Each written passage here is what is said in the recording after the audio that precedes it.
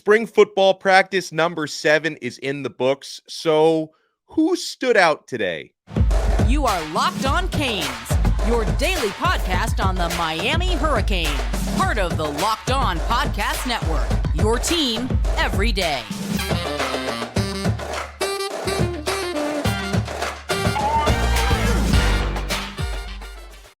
I am Alex Donno. I'm a University of Miami alumnus, longtime South Florida sports radio vet, and contributor to allhurricanes.com. And thank you so much for making Locked On Canes your first listen today. We are available free wherever you get your podcasts and available free on YouTube.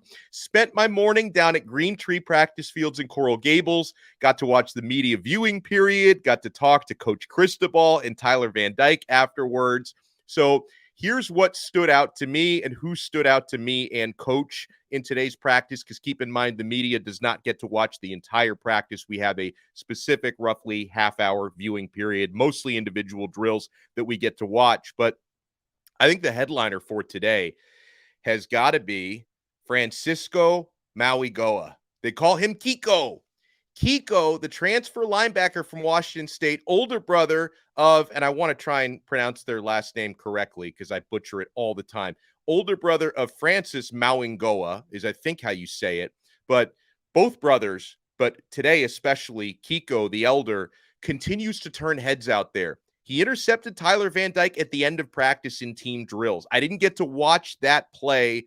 Coach Cristobal talked about it afterwards. Tyler Van Dyke talked about it afterwards. And for TVD, it was like, well, you know, good for him. Not great for me, but good for Kiko to get that interception. So Francisco, he's been a baller since spring football began, since coming down from Washington State. 230 pounds. He carries it very, very well. Like, he's got quality size in that linebacker room. And an interesting note at linebacker, so despite the fact that Francisco Kiko has been so good, I did notice today that Wes Besaint and Corey Flagg were the two who were lined up at the starting linebackers during the media viewing. But still, I think there's competition there between Kiko and Flagg. I would not be shocked if Francisco ends up starting over Flagg, but no matter what, I think Mauigoa is going to play a lot next season because he's really proving his worth so far on the practice field. Another name who's really been standing out, and I don't think we talk about this young man enough. I don't think we sing his praises enough in that running back room. Mario Cristobal went out of his way to talk about how good Henry Parrish has been. You know, the closed partial scrimmage on Saturday that the media did not get to watch any of, and then today in practice again today, and I was watching Parrish out there. He's really running hard and making plays. And Mario Cristobal said he's just different this year, right? Talked about how what they're seeing from Henry Parrish in spring practices is a lot more like the guy, toting the rock at Columbus High School, Cristobal's alma mater, when he recruited him. And then, of course, they recruited him in the transfer portal from Ole Miss last year, that he's starting to run like the best version of himself once again. Mario talked about, last season. And it's not to say Parrish wasn't good last season. He was the best running back on Miami's team last year, right? But why he wasn't even better last year, Cristobal mentioned the O-line being deficient and banged up last year. The O-line looks a lot better on paper. I think it's going to improve dramatically this year. And he talked about Parrish was playing through some minor injuries, a lot of different nicks and bumps and bruises he was playing through last year. So, yeah, I think Parrish is going to flash this coming year. And I don't think we talk about Henry Parrish enough, again, because there's so much unproven, untapped potential elsewhere in the running back room that we don't talk about old reliable, which is Hank Parrish. Because, yeah, Miami's running back room is really talented on paper, but we're not going to see Trevante Citizen again until fall camp at the very earliest. We're not going to have Mark Fletcher or Chris Johnson even on campus until the summer because they didn't get to graduate high school early. And, I have sung the praises over the last couple of weeks, and I will continue to do so, of Don Chaney because he's been doing well and he's healthy. But it seems like between the two of them, Henry Parrish is the clear number one running back right now. And I am expecting Henry Parrish to be Miami's opening day starter at running back, barring a major surprise. And a lot of these guys are going to get burned. Okay. I'm sure we'll see if he's healthy, plenty of Chaney, Citizen, if he's healthy. I think we're going to get some run from the incoming freshmen as well, Fletcher and Johnson, because they're both just too talented to keep off the field. But I think Henry Parrish, to me, I am expecting him to be the opening day starter at running back for Miami. Tyler Van Dyke continues to connect down the field with Colbie Young. Vertical is the word of the day, because last year everything was horizontal in the passing game. We're actually seeing them go vertical. And Van Dyke told us that, yeah, they're working on a lot more vertical stuff this year in the passing game. He's starting to feel really comfortable in Shannon Dawson's offense. Tyler, who's, heading into his fourth season, he's a fourth-year junior coming up, and he told us he's having an easier time adapting to this offense, probably because of his experience levels and his growing intelligence at quarterback, because this is going to be the third different offense that he's played in at Miami. But, the older and more mature he gets, the easier it is for him to adapt to this kind of stuff. But back to the vertical passing game, the guy who Tyler has been connecting with the most down the field has been Colbie Young. Colbie Young has been the guy so far. TVD also did say that Jacoby George is doing very well in that regard, getting down the field. In terms of the slot, when I'm at practice, I always enjoy watching Xavier Restrepo. He runs great routes, and he never drops anything. If he can stay healthy, last year he wasn't for most of the year. If X can stay healthy, he's going to have a big year this year. Cristobal did mention Brashard Smith doing very well. He's another weapon, Swiss Army knife guy who can line up in the slot and really can line up anywhere for the U. And let's stay on the quarterbacks for a minute. I was watching Emory Williams again today, the early enrollee freshman. What stands out most about him is his footwork. Emory Williams, his base and his technique are so strong. You can see this young man is very well coached coming out of high school. And for my money, he's got, I would say the word I would describe for his footwork is nimble. I think he has the most nimble footwork on the team. I'm not saying he's the best quarterback on the team, because Tyler Van Dyke is clearly that, and Jacurri Brown is the most athletic quarterback on the team. But I do think that the raw materials are there for Emory Williams. We've talked about his great lower body strength, his big legs, his good height. I've been watching the footwork now, which looks impressive. I think he's going to be a future star at the college level. I think he's a future starting quarterback at the University of Miami. I really enjoyed watching him today. And footwork is something that Jacurri Brown is improving on a lot, right? We talked about that with Tyler Van Dyke, and he said that really keeping the footwork consistent is the key for Jacurri, who's got a strong arm and, it runs incredibly well. I mean, he's just a really good football player. But as far as his throwing accuracy, really getting more consistent with his footwork, according to TVD, is the way that Jacurri is going to unlock that accuracy. So he's continuing to work on that. When we come back, I want to talk about the freshman tight ends who I enjoyed getting a close look at today, both of them. A couple of safeties I want to talk about. And yeah, we talked about Kiko Mauigoa. I want to talk about younger brother Francis, who continues to go out there and put in the work.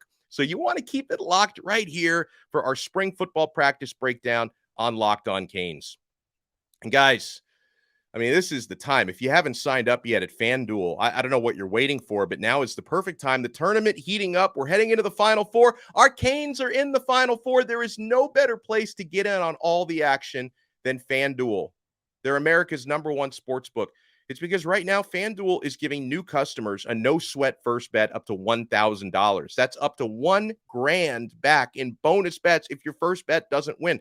So you have nothing to lose, literally, in your first bet, because you're going to get it back in bonus bets if you don't win. So just go to FanDuel.com/lockedon and sign up today to claim your no-sweat first bet.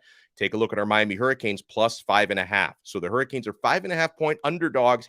#don't pick us. If you've been making money on the Canes all tournament long, why stop now? Then you can wager on everything from the money line to point spreads to which team's going to be cutting down that net, all on an app that's safe, secure, and super easy to use. So don't miss your shot at a no-sweat first bet up to $1,000 when you join FanDuel today. Just go to FanDuel.com/lockedon to sign up. Make every moment more with FanDuel. Thank you so much for making Locked On Canes your first listen today. We're available free wherever you get your podcasts, and we are available free on YouTube. So I was looking at the true freshman tight ends today, the early enrollees. I saw them on the field together at the same time for the first time. I'm not sure. You guys have to forgive me because I was on vacation last week, which was week 2 of spring ball. I'm not sure at what point Riley Williams made his spring football debut. He didn't practice the first week. He might have practiced last week, but I finally got to watch Riley Williams and Jackson Carver on the field at the same time. These guys are towers. These guys are skyscrapers. A little bit raw, both of them, but all the talent in the world and all the height in the world. Both are in the 6'6" range, and they both look good out there, right? I'm looking at these guys, and we'll get a better idea, in the spring game and when the season starts, how good of blockers they are. But when it comes to downfield receiving threats, it's like having a couple of basketball small forwards out there. I mean, these guys are really, really tall. They've got good hands, both of them. Onto the defensive side, I was standing at one point a few feet away from safety Markeith Williams, number 15, early in practice. This is a guy I don't talk enough about. He looks good and loose out there, and his height is really impressive in person, right? It's nice to have those big safeties. Now, he doesn't have James Williams size like Markeith. He's listed at 6'2". He's still a little skinny, can put some more weight on, but he's listed at 6'2". He looks every bit of that, if not taller. And Mario Cristobal did mention Markeith as one of the top spring performers so far. That was a guy he went out of his way to talk about. So on the offensive line, let's spend some more time on that. We already talked about one Mauigoa. The younger brother, Francis, he's been working as the starting right tackle since practice number 3. Okay, so the starting O-line for the past 5 practices has been from left to right. Jalen Rivers holding it down at left tackle, Javion Cohen at left guard, Matt Lee at center. And by the way, Cohen and Lee are both just really, really intelligent, good football players, excellent offensive linemen, good leaders, all the stuff you want to anchor an O-line.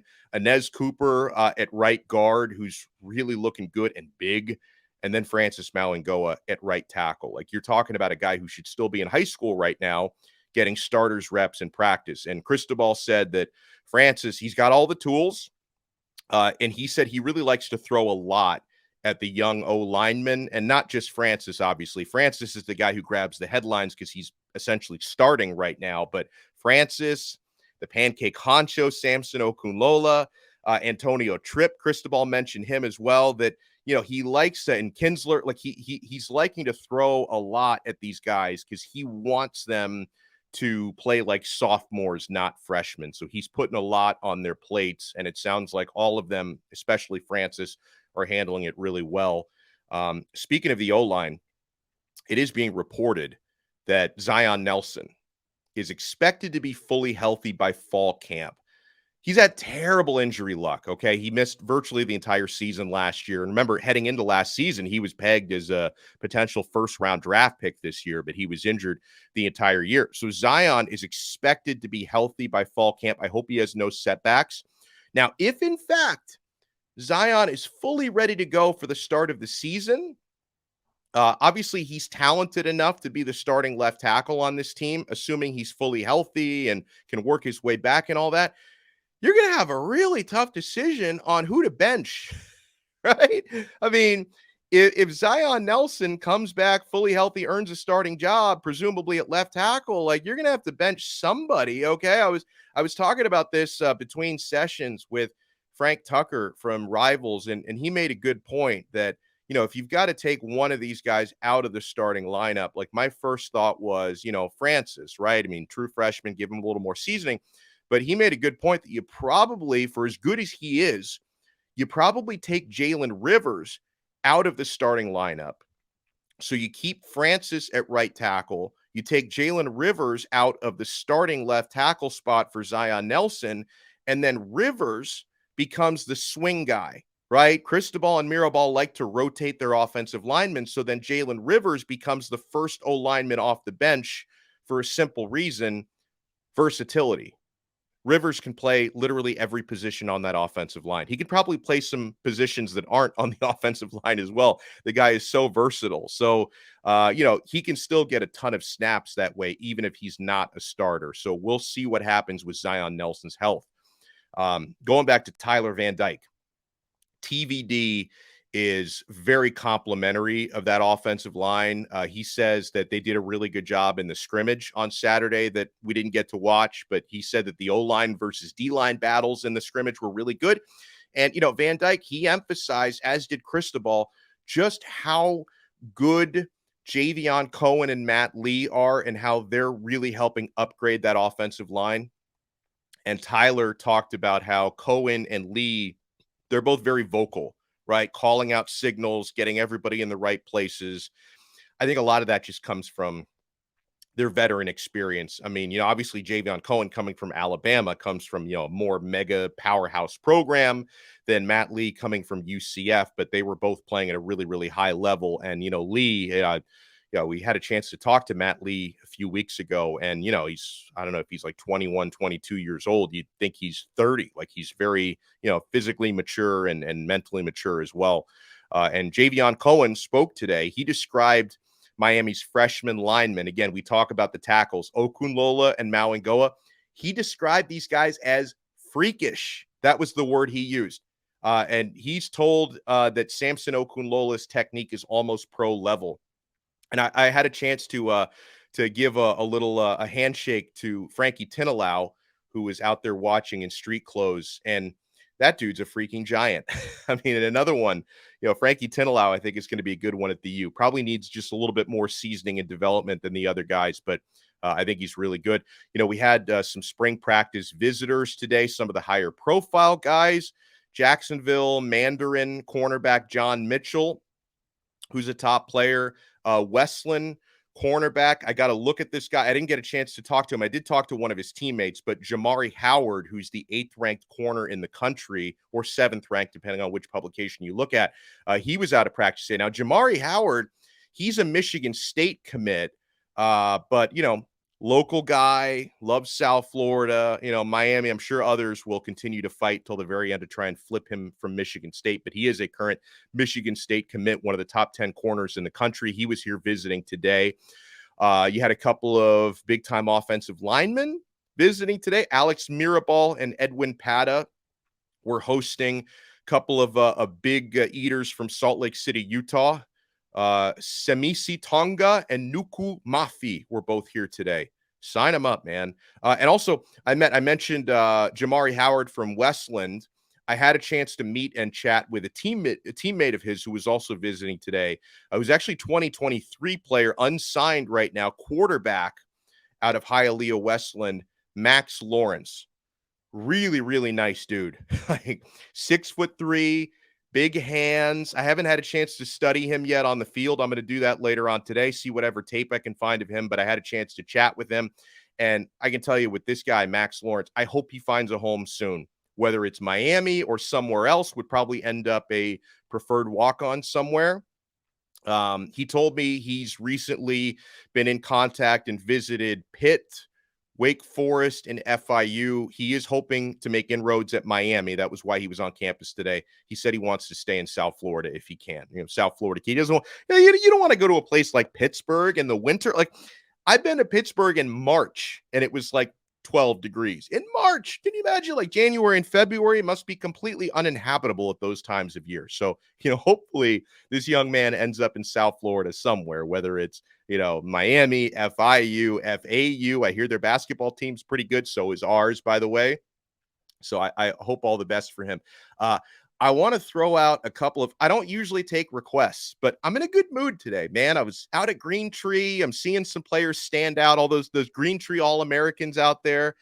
So I'm in a good mood today. I had a couple of people reach out to me while I was on vacation. I was having some chats on the Twitter DM. And I'm really looking forward to watching this guy when he gets on campus this summer. I recently spoke with preferred walk-on. He is a Cane. He's committed to Miami. He's enrolling this summer. Offensive lineman Lucas Vargas Diaz. So he's going to arrive this summer. He's out of the Houston, Texas area. He's an interior lineman. Most of his film is playing center. And I went into, after practice today, because I wanted to talk about this young man today, I went into a film vortex for Lucas Vargas Diaz. I was watching his huddle tape, and this dude was serving up pancakes, right? I mean, he was putting guys on their butts on the turf. I freaking love it, right? And listen, I don't care what someone's status is, whether you're a 5-star blue chip scholarship guy or for whatever reason a preferred walk-on. Can you play or can't you play? And I'm telling you, this guy, he can play, okay? And, Miami and, going back to Cristobal and Mirabal when they were at Oregon as well, they always do a really, really good job identifying diamond in the rough offensive line talent and then developing those guys when they get in, right? That's obviously Cristobal being a former O-lineman and O-line coach. That's his specialty. Mirabal, I think, is one of the better O-line coaches in the entire country. They're great at identifying that talent that others don't see and bringing out the best in them. So for Lucas Vargas Diaz, I will say, welcome to the U.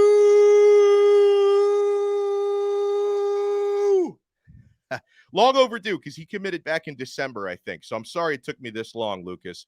Now, I also, this is not a football-related commitment, but I wanted to give a welcome back. I got a message from one of our listeners, Steven, who said he's a UM alum, class of 2018. He had to go to Auburn for medical school. I don't know if that means, like, did you have a B average at Miami? I don't know why you had to go. I'm so sorry you had to go to Auburn. And that's a little jab for our guy, Zach Blackerby from Locked On Auburn. I'm sure Auburn is a fine institution, but he said he had to go to Auburn for medical school. He's graduating this May. And then a couple weeks ago, he found out that he matched into a UM residency program. So he's going to be coming back to the U. So here we go. Steven, welcome back to the U. And I'm so sorry you had to spend the last few years in Auburn. That must have been very, very painful for you. I've never been to the state of Alabama. I don't think. I've never driven through. I've flown over it probably on airplanes, but I've never been to the state of Alabama. I've been to Tennessee. I've been to Georgia. I've been to Louisiana. I skip over Alabama completely. I don't know if I'm missing anything. You guys let me know in the comments if I'm missing anything. I want to talk a little basketball when we come back. Yes, keep it locked to Locked On Canes. Thank you so much for making Locked On Canes your first listen today. We are available free wherever you get your podcasts and available free on YouTube. And guys, after you make us your first listen, make sure to make Locked On College Basketball your second listen. Isaac Shade and Andy Patton, they take you around the college basketball landscape, and they do it at a high level. Just like our show, you can find Locked On College Basketball, Apple Podcasts, Spotify, Odyssey, YouTube, wherever you get your podcasts. And yeah, they're going to give the Canes some love because Miami is in the Final Four. You notice, though, that none of the so-called experts are giving Miami any love, right? Every single game picker for ESPN is picking the UConn Huskies. I know that's a really good team, but I will remind you, a lot of people picked Drake to upset Miami in the opening round. Everyone picked Indiana over Miami. Literally everyone picked Houston over Miami. And then everyone picked Texas over Miami. In fact, I was listening to the CBS broadcast. I usually like Jim Nantz, but oh man, they were so over the top for Texas. Like, even though Miami actually won the game, you would have thought Texas won the game with the way that the CBS commentators were talking about them. I thought it was, very, very biased commentary. And so Jim Larinaga has got a team back in the Final Four. Did it with George Mason. He's doing it now with Miami. And, Miami's mantra all tournament long, before the tournament even started, hashtag don't pick us. And yeah, outside of me and probably some of you guys who love the Canes, outside of us, nobody's picking Miami to advance past UConn. Now, I do believe, and no disrespect to FAU, who that's an amazing story, or San Diego State, that's a cool story as well. No disrespect to either of them, but just based on how the lineups have performed, the efficiency ratings, the way Miami's played, the way UConn's played, and yeah, UConn's been awesome. I kind of consider the UConn versus Miami game That's the national championship game, isn't it? I mean, very likely whoever comes out of the late game on Saturday between the Huskies and the Hurricanes, whoever comes out victorious in that game, more than likely going to be heavily favored against either FAU or San Diego State. And it's got to be one of these things. And the entire team knows it. The entire coaching staff knows it.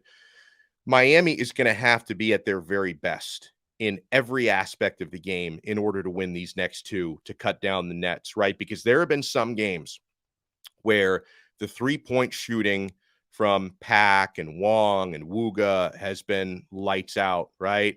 And then maybe, you're not getting your best from some of the inside guys, right? Or there's a game where you're knocking down clutch free throws and Jordan Miller is in his bag.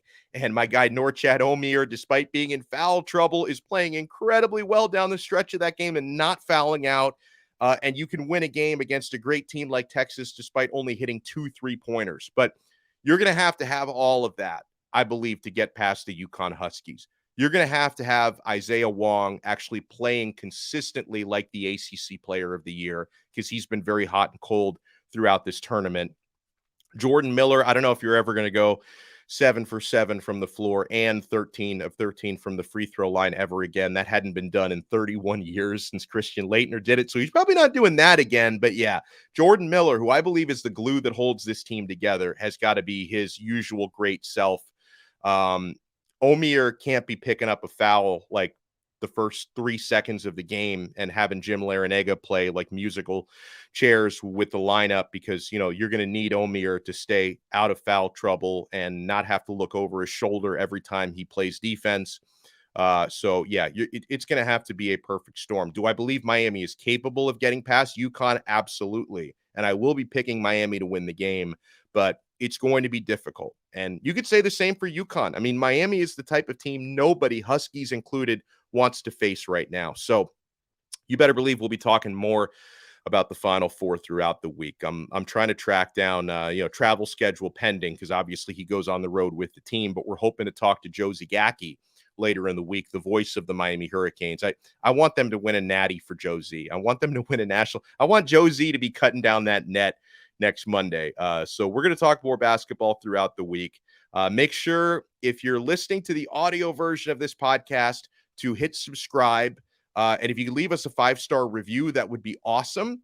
And if you're watching the video version on YouTube, make sure you subscribe to our channel, Locked On Canes on YouTube, and hit that thumbs up button. Make sure to like this video. We'll talk to you guys next time on another episode of Locked On Canes, part of the awesome Locked On Podcast Network, your team every day.